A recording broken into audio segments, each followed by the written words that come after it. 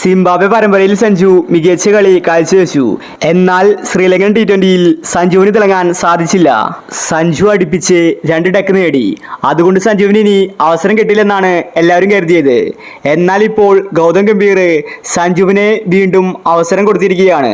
സഞ്ജുവിന്റെ പ്രതിഭയെ പുറത്തു കൊണ്ടുവരാനാണ് ഗംഭീറിന്റെ പദ്ധതി. ബംഗ്ലാദേശ് ടി20യിലാണ് സഞ്ജുവിന് അവസരം കൊടുക്കാൻ പോകുന്നത്. സഞ്ജുവിന് ഇപ്രാവശ്യം ഡബിൾ പ്രൊമോഷനാണ്. ഇതിനെക്കുറിച്ചാണ് നമ്മൾ ഇന്നത്തെ വീഡിയോയിൽ നോക്കുന്നത്. ഇത്തരം ക്രിക്കറ്റ് ന്യൂസിന് വേണ്ടി ഈ ചാനൽ മറക്കാതെ സബ്സ്ക്രൈബ് ചെയ്യൂ. ഇന്ത്യയുടെ അടുത്ത പരമ്പര ബംഗ്ലാദേശുമായിട്ടുള്ള ടി20 ആണ്. ഇന്ത്യ ടെസ്റ്റും കളിക്കുന്നുണ്ട്. പക്ഷെ എല്ലാവരും കാത്തിരിക്കുന്നത് ടി20ക്ക് വേണ്ടിയാണ്.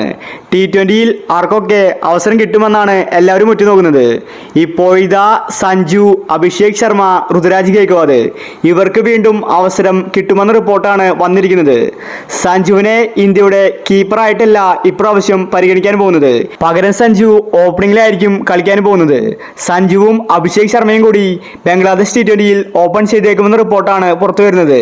സഞ്ജുവിനെ പവർ പ്ലേയിൽ കളിപ്പിച്ച് മുന്നോട്ട് കൊണ്ടുവരാനാണ് ഗംഭീറിന്റെ പദ്ധതി.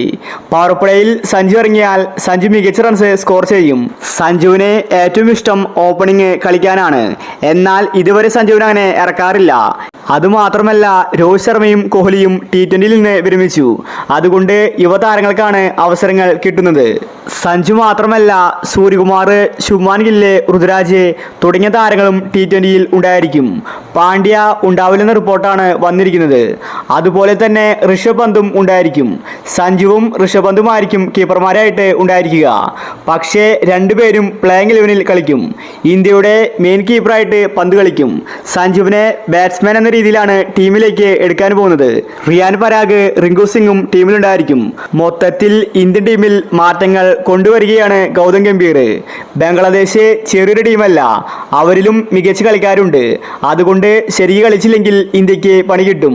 3 ടി20 ആണ് ഇന്ത്യ ബംഗ്ലാദേശുമായിട്ട് കളിക്കാൻ പോകുന്നത്. അടുത്ത മാസമാണ് കളി നടക്കുന്നത്.